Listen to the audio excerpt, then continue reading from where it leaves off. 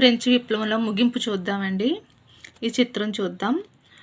మారా ప్రజలను ఉద్దేశించి ప్రసంగించడం.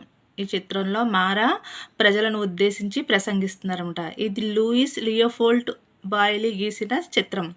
ఈ చిత్రాన్ని ఎవరు గీశారండి? Louis Leopold బాయిలీ. ఈ అధ్యాయంలో మారా గురించి మీరు నేర్చుకున్న వాటిని గుర్తు చేసుకోండి. అతని చుట్టూ ఉన్న దృశ్యాన్ని వివరించండి. సెలూన్లోని వీక్షకులలో ఇలాంటి చిత్రం ఎలాంటి ప్రతిస్పందనను కలిగిస్తుంది? ముగింపు చూద్దాం. 1804లో నెపోలియన్ బోనాపార్టీ తనను తాను ఫ్రాన్స్ చక్రవర్తిగా ప్రకటించుకున్నాడు. అతను పొరుగున ఉన్న అనేక యూరోపియన్ దేశాలను జయించడానికి బయలుదేరాడు.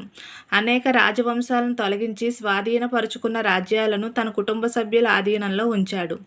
నెపోలియన్ యూరప్ను ఆధునీకరించాడు.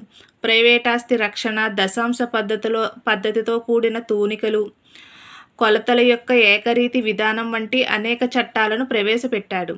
ప్రారంభంలో చాలామంది నెపోలియన్ని ప్రజలకు స్వేచ్ఛను తెచ్చే విమోచకునిగా భావించారు. కానీ నెపోలియన్ సైన్యాలు ప్రతి చోట ఒక దండయాత్ర శక్తిగా చూడబడ్డాయి. చివరకు అతను 1815లో వాటర్లూ యుద్ధంలో ఓడిపోయాడు.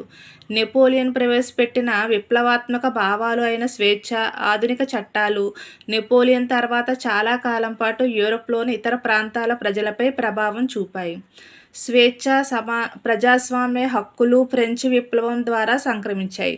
స్వేచ్ఛ, ప్రజాస్వామ్య హక్కులు ఫ్రెంచ్ విప్లవం ద్వారా సంక్రమించాయి. ఇవి 19వ శతాబ్దంలో యూరప్ అంతటా వ్యాపించాయి.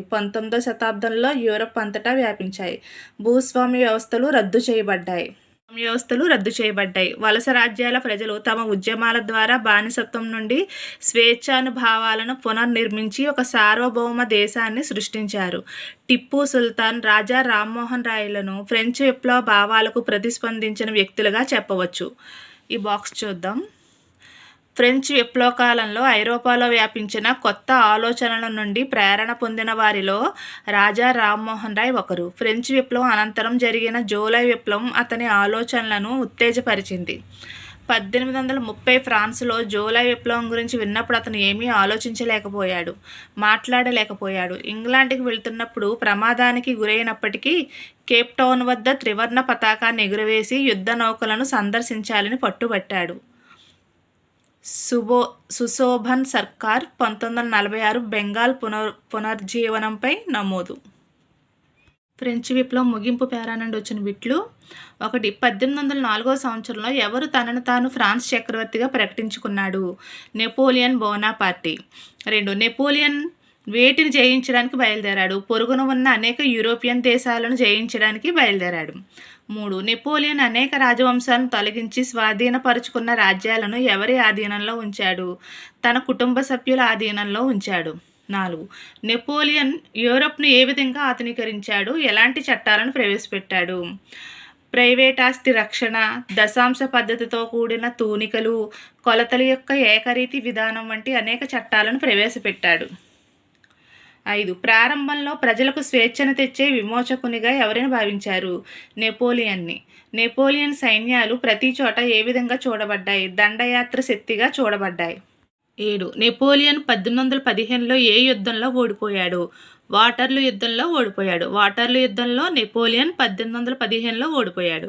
8. నెపోలియన్ ప్రవేశపెట్టిన విప్లవాత్మక భావాలైన స్వేచ్ఛ, ఆధునిక చట్టాలు నెపోలియన్ తర్వాత చాలా కాలం పాటు ఏ ప్రాంతాల ప్రజలపై ప్రభావం చూపాయి? యూరప్లోని ఇతర ప్రాంతాల ప్రజలపై ప్రభావం చూపాయి. 9. ఫ్రెంచ్ విప్లవం ద్వారా ఏమి సంక్రమించాయి? స్వేచ్ఛ, ప్రజాస్వామ్య హక్కులు సంక్రమించాయి. 10. 19వ శతాబ్దంలో ఏవి యూరప్ అంతటా వ్యాపించాయి? స్వేచ్ఛ, ప్రజాస్వామ్య హక్కులు వ్యాపించాయి. 11. ఆల్ప్స్ పర్వతాలను దాటుతున్న నెపోలియన్ చిత్రీకరించింది ఎవరు? డేవిడ్. ఆల్ప్స్ పర్వతాలను దాటుతున్న నెపోలియన్ చిత్రీకరించింది డేవిడ్.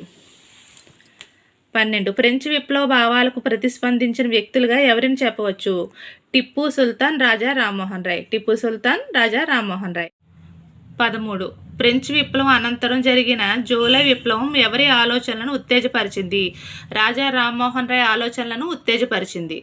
14. ఇంగ్లాండ్కు వెళుతున్నప్పుడు ప్రమాదానికి గురైనప్పటికీ కేప్ టౌన్ వద్ద త్రివర్ణ పతాకాన్ని ఎగురవేసి యుద్ధ నౌకలను సందర్శించాలని ఎవరు పట్టుబట్టారు? రాజా రామ్మోహన్ రాయ్. 15. స్వేచ్ఛ, ప్రజాస్వామ్య హక్కులు ఫ్రెంచ్ విప్లవం ద్వారా సంక్రమించడం వల్ల వచ్చిన ఫలితాలేవి? భూస్వామ్య వ్యవస్థలు రద్దు చేయబడ్డాయి. స్వేచ్ఛ, ప్రజాస్వామ్య హక్కులు ఫ్రెంచ్ విప్లవం ద్వారా సంక్రమించడం వల్ల వచ్చిన ఫలితాలు: భూస్వామ్య వ్యవస్థలు రద్దు చేయబడ్డాయి. వలస రాజ్యాల ప్రజలు తమ ఉద్యమాల ద్వారా బానిసత్వం నుండి స్వేచ్ఛానుభావాలను పునర్నిర్మించుకొని ఒక సార్వభౌమ దేశాన్ని సృష్టించారు. వలస రాజ్యాల ప్రజలు తమ ఉద్యమాల ద్వారా బానిసత్వం నుండి స్వేచ్ఛానుభావాలను పునఃనిర్మించి ఒక సార్వభౌమ దేశాన్ని సృష్టించారు. ఈ వీడియో కనుక మీకు నచ్చితే లైక్ చేయండి, షేర్ చేయండి, సబ్స్క్రైబ్ చేయండి. Please do subscribe.